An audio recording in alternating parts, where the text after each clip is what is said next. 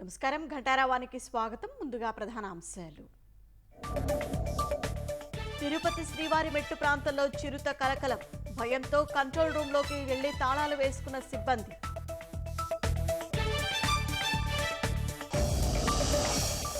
కల్తీ నెయ్యిపై దర్యాప్తునకు సిట్ కార్యాచరణ. తిరుమలలో నేటి నుంచి 3 బృందాలుగా విచారణ.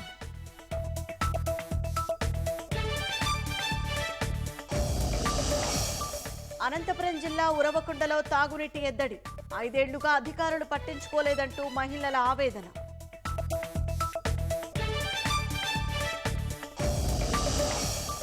సత్యసాయి జిల్లా మడకశిరలో జోరు వర్షం. చూపరులను కట్టిపడేస్తున్న జలపాతం.